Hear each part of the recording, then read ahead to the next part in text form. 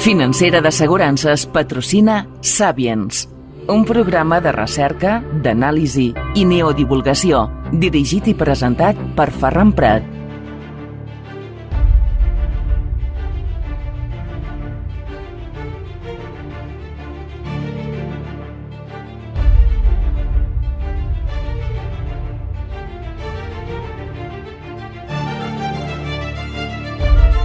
Salutacions, saludos, benvinguts, bienvenidos al Sapiens.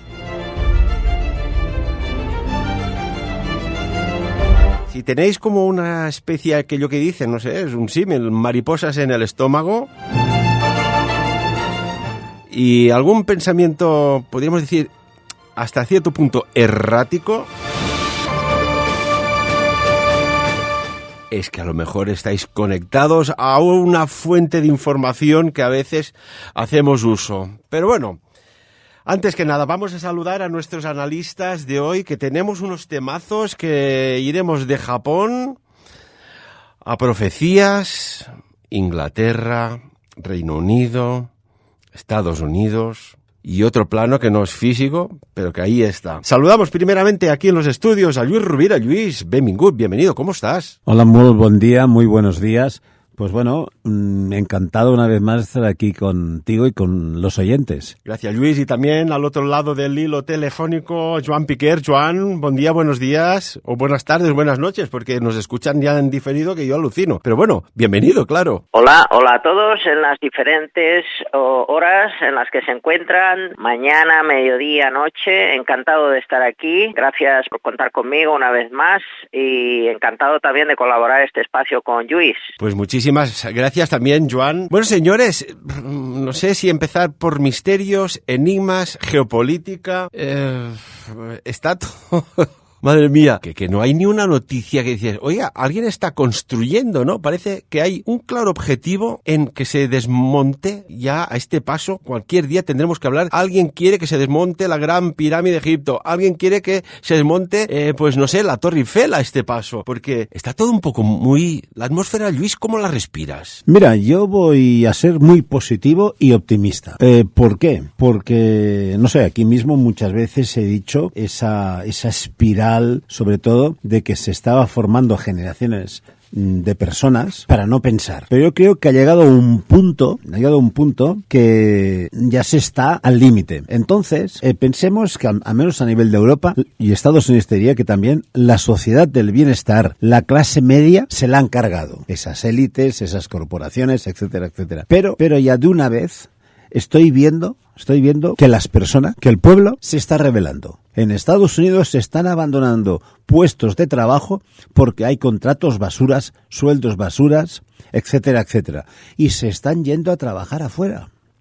Después, ahora vemos en Europa que toda Europa, el campo, que es la base de toda, está revolucionado. Se está protestando. Estamos viendo como los políticos, los tecnócratas, y lo digo así, tecnócratas, y se me llena la boca, están retirando y tirando para atrás esas absurdeces que lo que estaban haciendo era hundir a la población autóctona. Por lo tanto, yo estoy contento de la rebelión, estoy contento de que se esté diciendo basta, como decimos en catalán, prou. Ah, me pensaba que ibas a decir, estem fins als collons. Bueno, yo no lo he dicho porque soy una persona, como decimos también en catalán, molt assañada, y entonces igual ofende a alguien eso. No, pero bueno, es una expresión muy usada en el día a día, ¿no? Es como decir hasta las narices. Pero bueno, en otra parte anatómica, ¿no? Más abajo. Joan, ¿cómo ves el panorama? ¿Compartes la opinión de Lluís? ¿Cómo lo ves esto, lo que está aconteciendo? Bueno, pues yo de aquí, desde el corazón de Barcelona, en el que me encuentro, que tengo aquí mi espacio en Plaza Cataluña, pues estamos viviendo justamente un poco lo que Lluís decía, ¿no? La revolución, en parte, aquí, por ejemplo, pues de los agricultores que tenemos protestándose por las calles de Barcelona, defendiendo sus derechos. Entonces, bueno, pues por un lado eso está muy bien, ¿no? Que la gente se exprese y que haya libertad para defender los derechos de cada una, pues, de las comunidades y de los oficios, y poder hablar y que se nos escuche. Entonces eso es primordial. Entonces, pues fantástico, ¿no? Que se rompa ese cascarón del silencio y de la represión. Eso está muy bien. Pero parece, lo que tú decías, pues, Ferran, de que parece que solo hay cosas malas, pero también hay cosas buenas. Por ejemplo, aquí en la prensa, pues salía, hace unos días podía leer, pues que se han creado nuevos puestos de trabajo, que el paro ha bajado. O sea, hay buenas noticias, ¿eh? Lo que pasa es que parece ser que solo importa lo negativo, ¿no? Lo polémico, lo que crispa, pero estamos, por ejemplo, aquí en Barcelona, pues, o España, pues viviendo momentos de salir de la crisis en la que nos encontrábamos. Pues, por ejemplo, lo demuestran las cifras de que hay más puestos de trabajo y que estamos, por un lado, evolucionando en positivo. También, por supuesto, hay crisis, hay problemas, pero dentro de, a nivel mundial y a nivel más comunitario, pues también hay buenas noticias. No todo es malo. Comentaba Luis de que la clase media está sufriendo mucho, ¿no? Todo. Y esto solo hace falta que ver. Menos mal que se han subido los salarios mínimos, menos mal, porque, oye, si como se está poniendo todo, la cesta de la compra,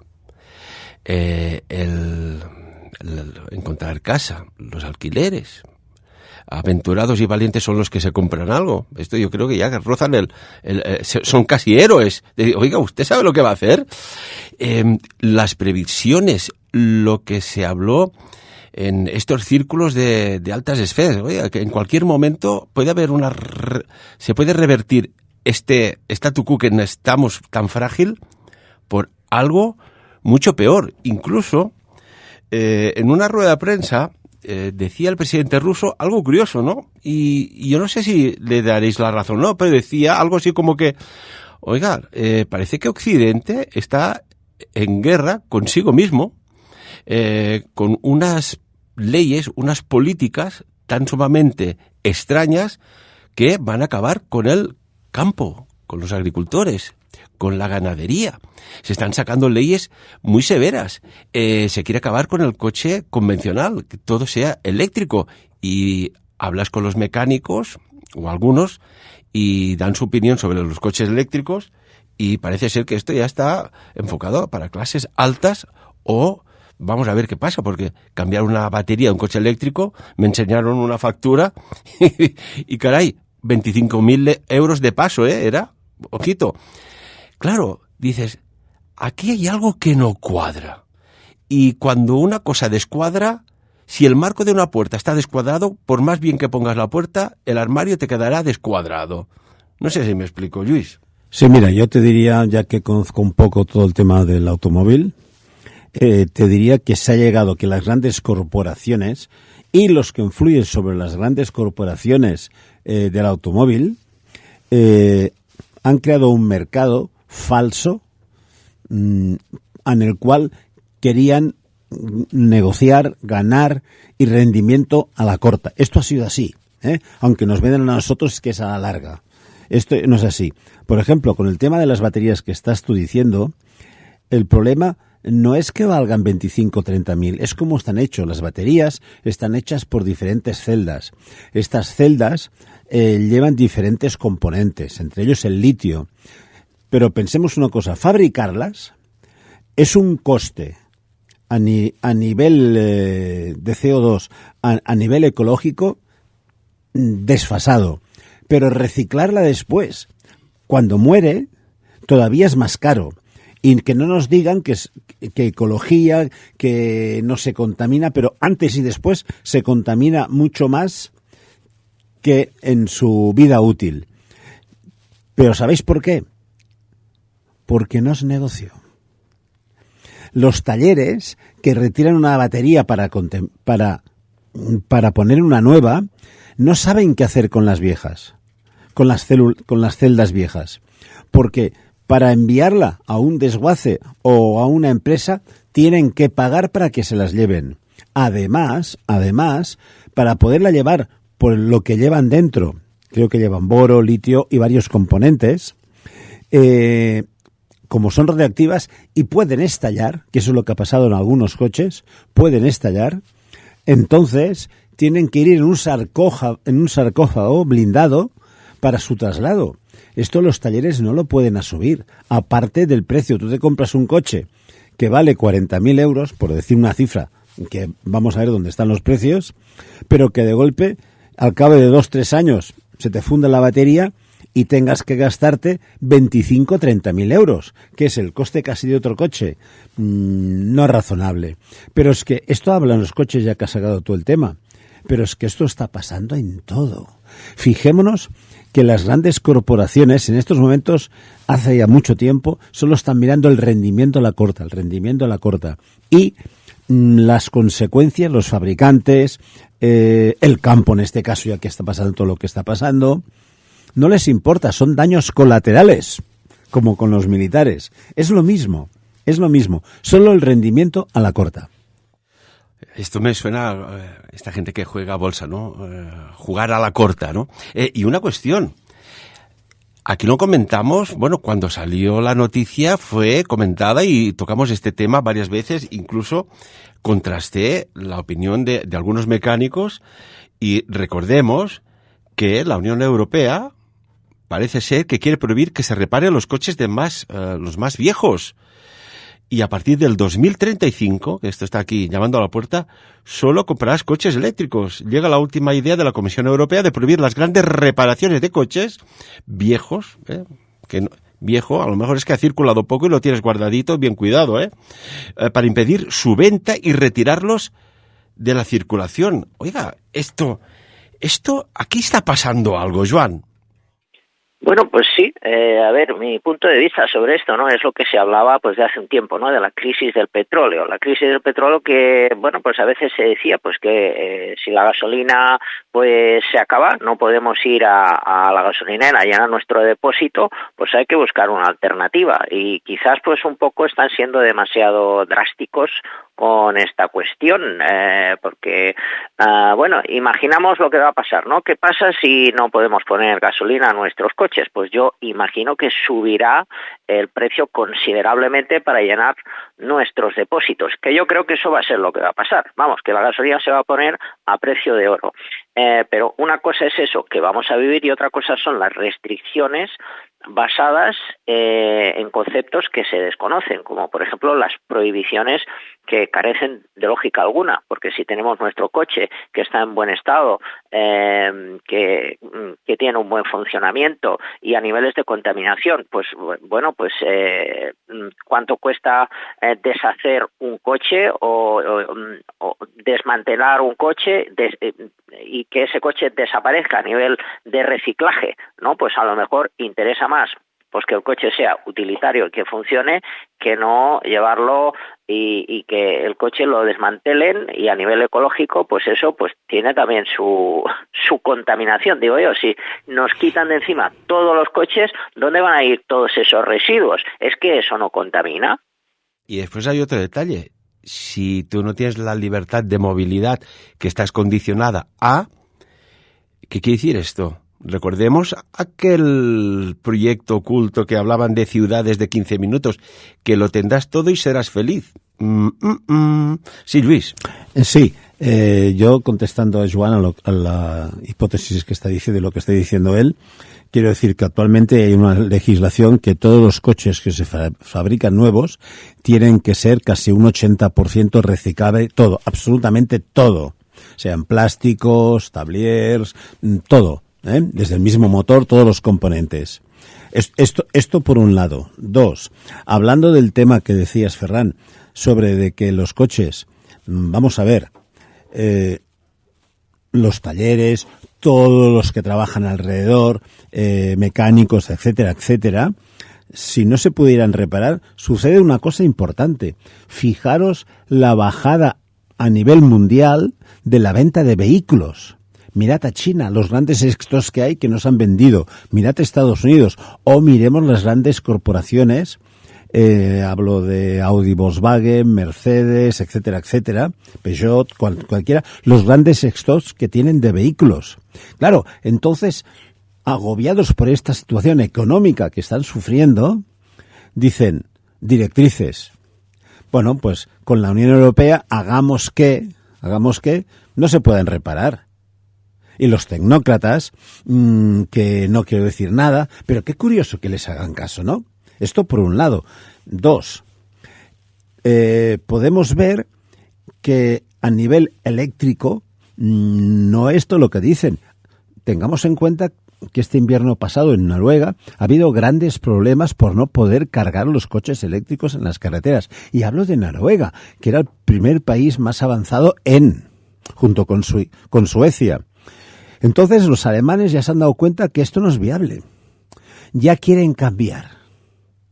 Por lo tanto, ahora de lo que dije, donde digo Diego. Ya está cambiando también.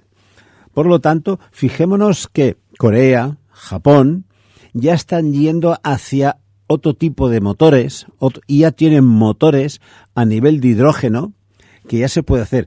Porque, claro, ¿por qué no se afrontaba? Porque en un principio el crear motores de hidrógeno tenía, al hacer el hidrógeno, licuar el hidrógeno, había una pequeña parte, una pequeña porcentaje en el cual podría explotar el hidrógeno. Pero es que está pasando lo mismo con los coches eléctricos. Se están viendo por la carretera coches que se incendian. ¿Por qué? Porque cuando una celda falla, se recalienta. Y como una batería, ya dice batería, son varias celdas eléctricas. Cuando una se calienta la de lado y acaban explotando y quemándose los coches. Ya están viendo que por aquí la cosa no funciona. Después, entonces, automáticamente, con el hidrógeno ya están poniendo problemas. ¿Qué es lo que están preparando? ¿Qué es lo que tienen? ¿Hacia dónde se quiere ir? No lo saben. Lo único que se sabe es que si Japón, Corea, otros ya tienen otros elementos, o a lo largo de la historia ya se ha visto como el motor de agua, lo que se quiere no es que no funcione, no es que no tenga éxito, es que yo no domino el mercado. Ese es el gran problema. Y 2, el problema número 1. Si dejamos porque claro, los tecnócratas de la Unión Europea fueron muy, muy guapos. Dijeron, pues nada, todo eléctrico porque así estamos bien, nos posicionamos bien a nivel de medio ambiente. Sí, pero ¿de qué viven porcentualmente todos los gobiernos? De los impuestos sobre los combustibles. Si esto se les acaba... Pues muy sencillo, sacar más impuestos de otras partes. Pero claro, les está haciendo muy difícil, porque como ya está todo al límite... Ay, vaya, sí. Y una cuestión. Ahora que hay el campo, que quien no conoce lo mal que lo están pasando, la que se ven a venir. Yo me pregunto, ¿tiene que salir el campo primero para decir, oiga, aquí hay cosas que no funcionan y que nos van a enviar todos a casita y se acaba? Me pregunto yo, ¿cómo es que los sindicatos, ¿no? Los sindicatos de los trabajadores no salen a apoyar el campo? Me pregunto yo, ¿por qué los estudiantes también no salen a apoyar a sus ancestros? Porque ¿quién, directa o indirectamente, no ha tenido un abuelo o la abuela trabajando en el campo? ¿Por qué no sale la sociedad y dice, oiga, paren ya? Porque después es lo que dicen. No puede ser que a mí me pongas tanta burocracia para yo poder trabajar y después vengan otros, bienvenido Mr. Marshall, pasen por otra puerta y aquí hay que diseñar políticas, pero ya urgentemente. Y fijaos que ya empezó esto en Holanda, lo hablamos hace un montón de tiempo. Oiga, ¿qué está pasando? Parece como si quieran, que se acabe el campo, los agricultores, los ganaderos. Nos vienen con las historias que si los pedos de las vacas contaminan. Oiga. Y hay cosas que contaminan mucho más, ¿no? ¿Qué está pasando aquí? Ahora le pasé la pregunta a Joan.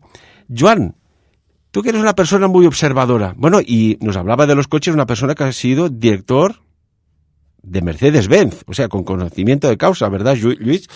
Joan, ¿qué opinas tú de todo este enjambre de movimientos de un tablero de ajedrez que, si uno lee cada día la prensa, pero no la nacional, sino también la internacional, la económica, la geopolítica, aquí se están moviendo unas fichas muy sospechosamente, ¿no? ¿O qué? ¿O es una impresión de unos pocos? De estos, lo que se llaman los teóricos de la conspiración. Bueno, ahí nos iríamos a por qué está pasando esto, ¿no? Entonces ahí la mente quiere encontrar respuestas lógicas en las que se sienta cómodo, ¿no? Entonces hay que buscar culpables y explicaciones. Pero bueno, más allá de todo esto, que es lo que en la mente se puede sentir cómoda, si hay un problema, entender por qué está ocurriendo el problema y poner una solución, que eso es lo que nos gusta a todo. Más allá de esto, pues también hay unas influencias que, por ejemplo, pues si habláramos de las predicciones, podríamos ver que esto, en un momento dado de la historia, hubo alguien que ya lo dijo. Entonces nos podríamos ir incluso a la época de Nostradamus, con sus escritos, donde ya él decía con sus predicciones que iban a pasar ciertas cosas. Y esas ciertas cosas, ¿por qué se sabían? Porque hay unas influencias que vienen del cielo, hay como un magnetismo al cual estamos expuestos, que va más allá de las luchas de poder y de y del control de la humanidad, va más allá, y que quizás simplemente sean emanaciones que estamos recibiendo del cielo, a la cual estamos expuestos todos, y esto es como si fuésemos un teatro, como si fuésemos títeres que estamos en movimiento en base a esas influencias que podríamos decir que vienen del cielo y de los planetas. Quizás es algo tan simple como eso y a la vez tan complejo. Podríamos decir, bueno, has mencionado Nostradamus, ahora tendremos que rebobinar el tiempo, que hablamos de predicciones, y de Nostradamus, Baba Vanga y compañía, y las nuestras propias. Pero podría darse la situación, porque el otro día me comentaba una persona muy avispada en el campo de la investigación, y creo que tiene no el sexto sentido agudizado, sino mil sentidos. Decía, mira, Ferran, abre el ordenador. Nos fuimos al ordenador, abrimos, dice, mira esta persona, la cara. Digo, uy, ¿no ves algo extraño? Sí, dice, pausa. Dice, ahora pon la cara de esta otra persona. Mírala bien. Digo, ostras tú, parece como una cara enceroide, ¿no? Como si estuviera encerado, como si hubiera una máscara. Vale, me puso varias personas de gran influencia internacional. Dice, oye, ¿son humanos? ¿Son terrestres? ¿O son algo más? Vete tú a saber si aquella teoría de los infiltrados es real. Y vemos como, por ejemplo, no sé, personas con capacidad de gobernar, mandatarios, están tomando decisiones muy anómalas, lo decimos así, anómalas, que dices, oiga, esto no es normal. ¿Y si resulta que ellos no son ellos? Luis, esto ya roza la teoría de la conspiración, pero, oiga, ¿y si es así? Bueno, yo mientras estabas hablando me estaba sonriendo yo mismo, por eso de la teoría de la conspiración, sobre todo esas decisiones anómalas, pero es que si revisamos la historia, y no vayamos muy lejos, desde los griegos, desde los romanos, 2000 años atrás, 3000 como mucho, siempre se han tomado decisiones anómalas. Miremos las que hay, ¿vale? Entonces, dices, ¿por qué? Más que anómalas, son de intereses Intereses, vete a saber quién. Si del gobernador, del rey, o de las corporaciones que había en su momento, porque también existían, en la antigüedad. Entonces, a partir de aquí, bueno, las decisiones se toman sobre el poder, no sobre otra. Y el poder, por desgracia, el poder siempre es económico. Si nos vamos cuando Colón, el descubrimiento de América, los conquistadores, y digo conquistadores, si me gusta decirlo así, porque cuando Isabel la Católica, Cardenal Cisneros, etcétera, etcétera, etcétera, y los que pagaron toda la expedición de Colón, al final, ¿por qué era? ¿Por qué lo pagaron? Por el retorno económico que había de los descubrimientos. Ahora le llamamos startups a esto. Bueno, déjalo así. Sí. Estar estrellas arriba, ¿no? Ay, pero básicamente, si miramos esto y pensamos y lo hacemos encajar en este puzzle, estamos viendo que siempre ha sido así. Que ahora veamos personajes que actúan, que hacen, obviamente todo es mucho más sofistificado, hay mucha más tecnología, hay mucha más información, y entonces yo tengo una teoría, que cuando más manipulables somos. Sí, Joan. Bien, pues sí, ahí hablaríamos, ¿no?, de las luchas de poder y de el miedo a perderlo. Y ahí podríamos ver, pues, si hablamos de tecnología punta, ¿qué están haciendo en Japón? ¿No? Porque hablando, cuando comentábamos lo de las baterías, por ejemplo, a mí hay marcas de coches japoneses, que una concretamente que me fascina, que es referente en las baterías de coche de híbridos, ¿no?, que surgieron y creo que fueron los pioneros, ¿no?, en Japón, pioneros en baterías de coche de híbridos que hoy en día son punteras. Y si aquí en Barcelona, por ejemplo, cogemos un taxi, casi todos los taxis son de esa marca. Entonces, pensando en eso, en el control y el poder, también vemos cómo eso pasa al concepto bélico, ¿no? El concepto bélico para que no invadan mi país o para yo invadir y tener ingresos de la nueva zona o la nueva tierra que estoy conquistando. Y ahí iríamos también al tema polémico de la tecnología punta a nivel de armas que se está desarrollando, por ejemplo, armas secretas que están desarrollando los japoneses, como por ejemplo cañones electromagnéticos para ese poder que un país gobernante de manera oculta quiere tener, sirva para conquistar o para defenderse de la invasión. Entonces, bueno, eso también es una realidad, ¿no? Que incluso, pues aquí veíamos también en las noticias cómo se estaba preparando el ejército para una supuesta tercera guerra mundial. Bueno, y Japón tiene razón, se está rearmando a toda pastilla. Supongo que también esto que Corea del Norte va lanzando misiles y cae en aguas cercanas, pues esto son casi como síntomas, ¿no? Antes de que venga la enfermedad, podría ser. O simplemente son, bueno, pues, entre comillas, juegos disuasorios, pero no van a caer en el estado de relajación. Y siendo un país que siempre ha sido puntero en tecnología, decir, oiga, tendremos que desarrollar armas como estos cañones y estos misiles hipersónicos, porque dada la circunstancia tan frágil en aquella zona del Pacífico, Japón, Corea, China, Taiwán, en cualquier momento, estamos ahora siempre focalizados en el Oriente Medio, pero allí puede de la noche a la mañana. Y además, amigos y amigas, podéis cenar hoy tranquilamente en casa y mañana despertaros que ha habido un conflicto allí de consecuencias catastróficas. Bueno, en el fondo, volvamos otra vez a la ficción que después es en realidad, ¿no? Volvamos a las películas. Me parece que era la película del James Bond GoldenEye, me parece que era esta, en la cual desde arriba un satélite va enviando un haz en el cual va quemando, destruyendo todo. O sea, ya no hace falta invadir, ya no hace falta enviar ejércitos.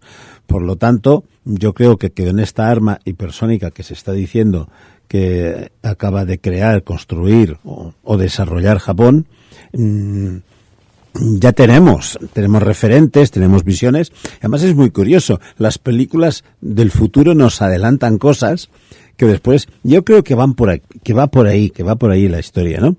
Pero claro, hemos de tener la capacidad y el sentido común todos de no llegar a eso. Lo que pasa que acumulado cuando hablamos de China-Japón, el odio que se tienen por las invasiones japonesas a China. Esto es así.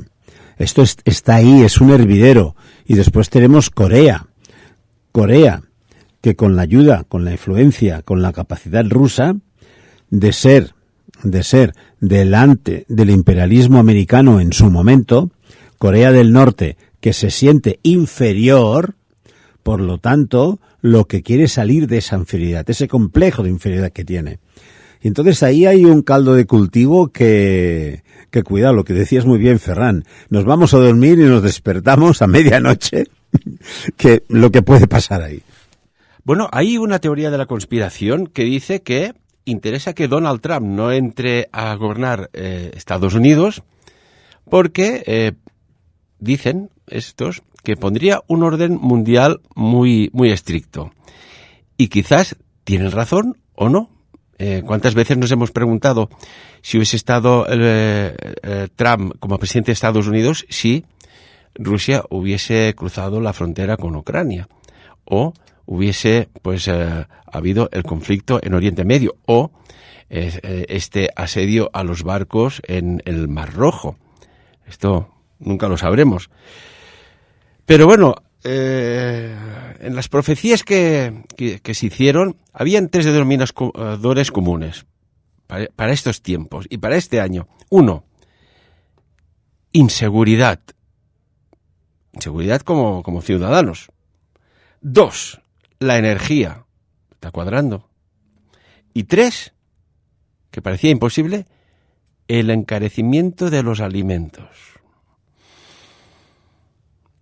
Alguien está moviendo unos hilos muy meticulosamente y aquella frase que tal que si doblada, tendremos que estar atentos. Y comentábamos en las profecías que bueno, y recuerdo, Luis, que lo comentaste, que la monarquía británica tendría un cisne negro, ¿no? De alguna manera, que algo pasaría que afectaría a toda la sociedad británica y por ende, pues un poco por simpatía o no al resto de Occidente. Y justamente hace pocas horas el rey Carlos III, pues ha hecho públicamente que tiene una patología, una enfermedad en la cual pues las células se vuelven contra el mismo organismo que la sustenta, ¿no? ¿Cuadra un poco esto, Luis, Joan? Bueno, yo cuando decías que hace tiempo que hablé de, simplemente fue una revisión de las muchas que hago periódicamente de Nostradamus. Entonces, aparecía que tocaba el año pasado, en este ciclo bianual, tocaba el tema de la monarquía, tocaba esa desestabilización mundial a nivel económico, y está pasando esta revuelta, por decirlo así, o esta demanda. Por lo tanto, se están produciendo una serie de factores para una posible tercera guerra mundial. Todo esto está ahí. Entonces, yo simplemente lo que dije en su momento fue la transcripción, como muchos, de lo que en su momento escribió Nostradamus. Pero están ahí, estamos viendo que más o menos todo está yendo en esa dirección. Que se acabe cumpliendo o no, yo creo que ahí está nuestro raciocinio, nuestro sentido común, y como humanos que tenemos que combatir contra todo esto y poner herramientas para pararlo. Lo que pasa es que ya sabemos que lo más difícil es que tengamos un punto en común para todos. Para mí esto es lo más difícil que hay. Bueno, y lo que estamos hablando es que hay que documentarse, hay que informarse, sobre todo en estos tiempos, contrastar lo que se lee y saber si son puntos independientes, son medios oficiales, y sacar, cada uno las propias conclusiones. Pero el presidente norcoreano Kim Jong-un hizo recientemente unas declaraciones, que no era una declaración de intenciones, casi era decir, ojo que vamos en serio, ¿no? Y en sus últimas maniobras militares, caray, menuda disciplina de organización que tienen el ejército norcoreano. Veremos, porque a veces nos centramos en un punto y esto peta en otro. Después hay también otras zonas de Europa que están frágiles en muchos aspectos. Y recordemos, alimentos, energía y seguridad. ¿Nos vamos a cruzar de brazos o nos ponemos las pilas ya? Es la trilogía ideal para un estallido mundial. La trilogía ideal para un estallido mundial. Lo repito, lo tenemos ahí. Ay, Joan, vamos a hablar de otro tema que me lo pidieron ya hace tiempo y tenemos que satisfacer a nuestros queridísimos amigos y amigas que nos siguen de tantas partes del planeta y que agradezco tanto cuando ponen en los comentarios, cuando subimos el programa en YouTube. Os escucho desde Colombia, os escucho desde Estados Unidos, os escucho desde Dinamarca, os escucho desde Suecia, os escucho de localidades preciosas de la península ibérica, etcétera, etcétera. Oye, esto mola, la verdad, esto yo creo que es la mejor recompensa. Y siempre desde la cortesía y la educación. Y bueno, pues buena parte de estos oyentes ya me pedían hace tiempo que habláramos de algo que va relacionado con una especie de extinción. Porque a principios del siglo XX, o sea, del siglo pasado, se descubrieron muchísimos esqueletos. Esto, pues bueno, puede ser algo normal, ¿no, Joan y Luis, amigos y amigas? Pero eran esqueletos de un tamaño extraordinariamente anómalo. Joan, ¿qué pasó con esqueletos, no sabemos si humanos o no, pero que se hizo tabla rasa, se borró, se limpió todos esos hallazgos? ¿Sabes alguna cosita, verdad? Sí, hombre, esto cuando indagamos en Egipto, por ejemplo, cuando he ido en ocasiones para pues mis viajes de investigación iniciáticos, pues este es uno de los temas de los que he intentado rascar a ver qué podía conseguir. Y bueno, pues la información está no solamente en Egipto, sino en otras partes del mundo que nos conducen, por ejemplo, a Roma o a Estados Unidos. Entonces, bueno, pues vamos a pensar en lo lógico, ¿no? Lo lógico, si se encuentran pues esqueletos de gigantes, si buscamos una explicación para que nuestra mente se sienta cómoda, pues podríamos llegar a la conclusión pues del gigantismo, ¿no? El gigantismo podríamos llamarle pues como una enfermedad que a veces pues puede aparecer, aunque no es algo habitual, pues para que una persona pues de una medida normal pues tenga el doble de medida. Entonces, bueno, pues ahí tendríamos una explicación en la cual nos podemos sentir cómodos, que entraría dentro de cualificar a una persona por una patología que podríamos llamar el gigantismo, que es algo poco habitual, pero, por ejemplo, pues podríamos ahí desmontar el fenómeno extraordinario o misterioso. Por ejemplo, hablaba de los gigantes que supuestamente, aunque la verdad es que se encontró un esqueleto, o sea, eso de gigantes en plural hablaríamos de manera singular, o sea, se encontró un esqueleto de un gigante en la antigua Roma. Entonces, bueno, pues si lo habitual rondaba en la época, pues el 1,67 m, pues se encontró un esqueleto de unos más de 2,5 metros. Entonces, bueno, pues sería algo extraño, pero dentro de las explicaciones que he dado, pues ahí el misterio de los gigantes en la antigua Roma, pues quedaría desmontado. Pero cuidado, porque eso sería algo que quita el misterio, pero hay otras explicaciones que ya no son tan cómodas, donde nos remontamos a la época de la América prehispánica, donde ya no estábamos hablando de un esqueleto, no, estamos hablando de auténticos gigantes que no eran de 2,5 metros, y eso sí, pues que es algo pues fuera de lo común. Por ejemplo, si no es lo mismo decir 2,5 metros a decir 40 metros, o sea, un gigante de 40 metros, ¿os imagináis? O tener una cabeza, imaginamos pues el cráneo y los dientes del cráneo, que podrían ser como los dientes de un caballo. Entonces, este tipo de comentarios que estoy haciendo están basados en huesos que se han encontrado reales. No estamos hablando de un esqueleto simplemente, sino de una serie de cuerpos que, bueno, pues misteriosamente desaparecieron, porque esto incomodaría a las teorías que de dónde viene el humano, si venimos del mono, y cómo puede ser que ese tipo de seres de 40 metros con esqueleto totalmente humano hayan existido. Entonces, ¿qué pasó con esa raza? ¿A dónde se remonta? ¿Y por qué no se habla de ella?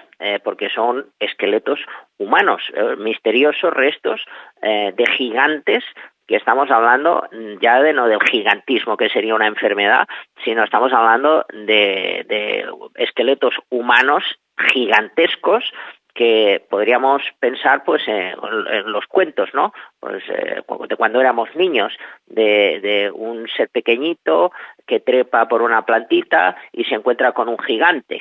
Entonces, ¿y si eso no fuese un cuento y estuviese basado en la realidad? Es lo que comentábamos, ¿no? Lo que vemos en las películas futuristas, lamentablemente, pues eso a veces cuando hay desgracias y dramas en esas películas, oye, qué casualidad que luego en la vida real se reproduce lo que hemos visto en una película futurista o de guerra.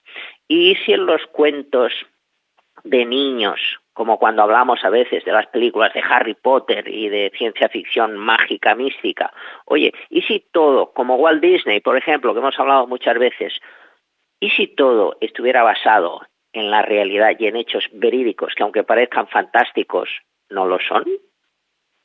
Muy buena reflexión. Claro, una realidad la conviertes en película y ya la has maquillado, ¿no? Ya la has blanqueado, esta palabra que se utiliza tanto ahora. Claro, se habla también de que hubo un tiempo de una civilización de Tartaria, ¿no? En la cual habían seres extremadamente altos y, claro, descartando cualquier anomalía en la hormona del crecimiento, pues, oye, vete tú a saber. Esto siempre nos quedará un poco en el tintero de decir, ¿hubo algo? ¿Existieron gigantes? Y claro, y claro que existieron, porque mira, en la sociedad hoy día, el promedio de altura, que debe rondar el 1,70 m aproximadamente, los jugadores de básquet que hacen 2,30 metros, en otros tiempos, como los veríamos, pues casi como grandes guerreros poderosos o semshujors, ¿no? Semidioses. Sí, Luis. Sí, de todas formas, ¿por qué no puede haber existido una civilización de gigantes? ¿Por qué no? Si miramos en la prehistoria, todos hablamos y nos maravillamos de los dinosaurios, que después se extinguieron y eran gigantes, eran animales gigantes. ¿Por qué no pudo haber una civilización, no voy a decir humana, pero parecida a nosotros, gigante? Y cuando digo gigante puedo decirte 3, 4, 5 metros, aunque morfológicamente, como nos vemos nosotros, el andar, el movernos, sería dificultoso con el concepto que tenemos actualmente, morfológico, a nivel muscular, etcétera, etcétera, pero podía existir perfectamente. Lo curioso es que casi no se ha hallado restos. Hay puntualmente se han hallados. Bueno, eso también puede ser por la enfermedad del gigantismo. Lo tenemos, los hemos visto. Incluso hay escritos y hay trabajos incluso sobre los años 1900 y algo. En los circos se exigían personas gigantes y era gigantismo. Esto lo hemos visto y está totalmente plasmado, ¿no? En libros.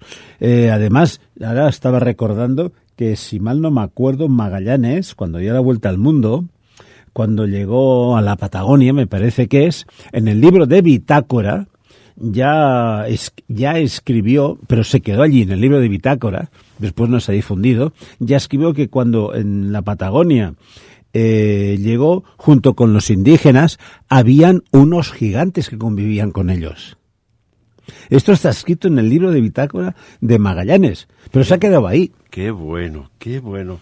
Bueno, y hay un papiro de un faraón egipcio, Pepi II, estamos hablando del 2400 antes de Cristo, o sea, imagínate, si ha llovido desde entonces, que habla de la existencia de pueblos de hombres, pero es el antialto, ¿no?, de hombres chiquitines, muy pequeñitos, en el sur del imperio egipcio, ¿no?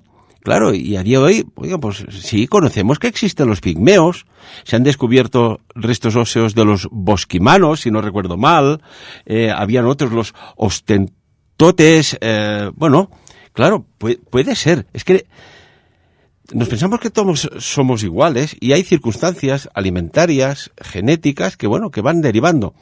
Pero hay una cosa curiosa, ¿no, Lluís y Joan, amigos y amigas?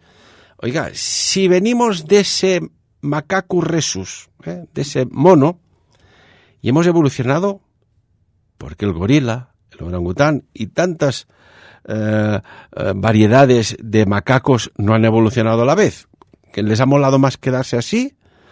¿O es que hay algo que no cuadra? Curioso. Tengo otro tema sobre la mesa, Joan y Luis. ¿Le damos caña o qué? Tú sácalo, a ver dónde nos llevas. Los sueños.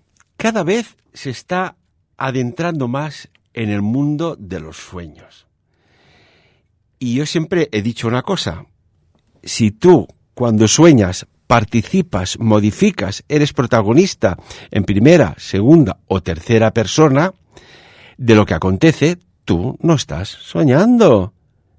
Tú estás en una línea temporal en la cual hay otra realidad paralela. ¿Os ha pasado alguna vez, Joan y Luis, de interactuar con un sueño? Bueno, lo que llamamos sueño. Bueno, si quieres yo mismo te contesto. Sí, Joan. Sí. Bueno, pues sí, por supuesto. Hay muchas experiencias que podríamos exponer, pero bueno, primero yo creo que sería interesante desmontar el sueño, ¿no? ¿Cuál es el origen del sueño y por qué soñamos? Bueno, yo llegué a diferentes teorías. Bueno, soñamos a veces por influencias del día que hemos tenido, que nos han podido fascinar y quedar el registro en nuestra mente no consciente, que luego eso se plasma en un sueño y sin más, el sueño sería eso. Esa sería una definición de por qué puede aparecer en un sueño. Otro tipo de sueño sería pues en base a las condiciones en las cuales se encuentra la habitación en la que yo me encuentro, por ejemplo, la calidad del aire, la calidad energética en la habitación, de colchón, incluso porque los colchones tienen su energía, la energía de la almohada en la que me encuentro, incluso las sábanas, hablaríamos de la ropa, incluso de cómo yo me encuentro, hablaríamos ahí de temas energéticos internos, bloqueos, virtudes. También, sin más, el sueño podría tener esa descripción, punto número 1, punto número 2, y ahora iríamos a lo fascinante, ¿no?, que tú decías, Fernán, que sería incluso pues salir de nuestro cuerpo físico e irnos a otro tiempo, ya sea presente, pasado o futuro. Entonces eso, ahí sí que entramos en un tema que parece ser, según ahora nos cuentan los científicos, podemos controlar, incluso interactuar con una persona que está realizando ese viaje en un estado de somnolencia, o podríamos decir incluso en un estado, pero eso ya lo añado yo, no sería de sueño, sino de hipnosis y trance profundo. Bueno, y hay una técnica, y además he hecho cursos con alumnos, que siempre me ha fascinado esto, porque yo cuando me pasó lo que me pasó con los 8 años, siempre intenté volver a vivir aquello. Y muchos ya conocéis un poco mi historia, pero bueno. Y descubrí, no reviví la experiencia cercana a la muerte, ese famoso túnel de luz que os doy mi palabra al 100% de que es real, sino que me descubrí una técnica de viajes astrales. Y os puedo decir que hay algo muy curioso. Aquella voz a veces que nos dice, no hagas esto, para, o corre, aprovecha esta ocasión, salúdalo, una oportunidad de trabajo, somos nosotros mismos desde un plano temporal, que podríamos entender como futuro, que nos estamos guiando a nosotros mismos. ¿Cuántas veces ha sucedido algo grave o muy grave y nosotros mismos nos habíamos advertido? Y parece ser, una vez más, que no interesa que uno mismo tome control de sí mismo. Y esto nos ha pasado alguna vez. Y, oiga, yo no voy de viaje, no salimos mañana, salimos pasado mañana, que no sé, tengo algo que me da mal rollo. Patapam, menos mal que te hiciste caso. Bueno, esto que estás diciendo a veces, ya no lo decía mi mamá, lo decía mi abuela, los presentimientos, ¿no? Todos en nuestras familias, los presentimientos, nosotros mismos. De todas formas, ya que hablas de esto, tú como sabes muy bien, tuve un accidente muy grave de moto, en el cual yo estuve ahí, en ese túnel, pero lo curioso después de volver, es que con el tiempo yo he tenido no sueños recurrentes, sino lo que se llama sueños lúcidos. En esos sueños lúcidos yo estoy soñando y esos sueños es como si estuviese viviendo otra vida o estuviese en una vida en el cual yo modifico, hago y he llegado a una conclusión, que esos sueños que tengo muchas veces son esos proyectos no realizados, esas ilusiones que por un motivo u otro no se han podido realizar, y entonces en sueños estás viviendo esa otra vida. Pero además, con esos sueños que a veces también son lúcidos, pero recurrentes, los puedo modificar, puedo influir, pero a su vez también podríamos decir que es como un déjà vu, que después son cosas que pasan, pero como lo has vivido, ya estás avisado de, y actúas en consecuencia. Por lo tanto, si juntamos todo esto, ¿qué hay ahí? No lo sé. Percepción, presentimiento, vivencia, viaje astral. Lo dejo ahí, porque no lo puedo decir más, no soy un estudioso de esto. Yo puedo decir mis vivencias, ¿no? Pero la verdad es que ese presentimiento, esa percepción o ese sentido, llamémoslo como queramos, que nos está marcando, que nos avisa, yo muchas veces yo mismo he dicho estoy para incumplirlo. Y si resulta que aquello que se llama el yo superior, ese doble cuántico, es real. O sea, yo os lanzo la pregunta. Yo lo tengo clarísimo que sí. Joan, nos quedan 2 minutos. Oye, caballeros, ¿cómo nos ha volado el tiempo? Tu opinión a este respecto, porque es un tema fascinante, ¿no? Alucinante. Bueno, pues fijaos, ¿no? Hay una cosa que es curiosa. Todas aquellas personas que han tenido una experiencia de volver a la vida cuando han estado en el otro lado, o sea, cuando han estado en el más allá, vamos a llamarlo así, ¿no? La muerte y después volver a la vida. Ocurren fenómenos curiosos, que es que el sexto sentido, o lo que podemos llamar la percepción extrasensorial y las capacidades psíquicas, se agudizan y se sensibilizan. Entonces, las personas que no tienen experiencias más allá de la vida, ¿pueden desarrollar este sexto sentido? La respuesta es sí. Sí se puede, y por ejemplo, gracias a la espiritualidad, podemos experimentar esa fase de morir y volver a nacer. Entonces, la espiritualidad nos ayuda a desarrollar esas capacidades de precognición, clarividencia, viaje astral y todo eso. Así que, como punto final a este argumento por mi parte, mi consejo, que la gente profundice en la espiritualidad.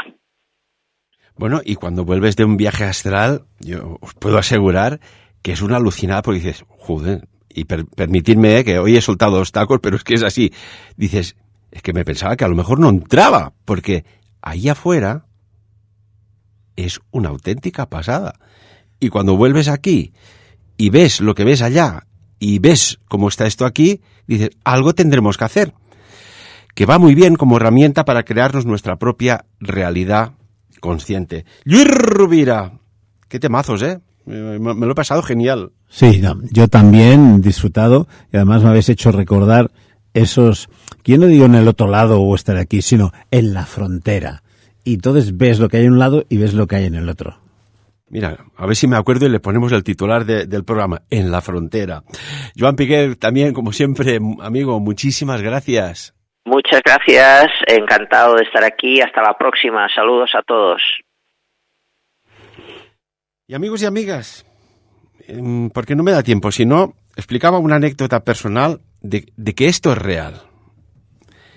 Y a veces, aquello que llaman los registros acásicos, que suena así, hay mucha gente que lo estudia, se prepara, pero después el buen conocimiento no está escrito, ya os lo digo yo, porque si está escrito puede caer en malas manos.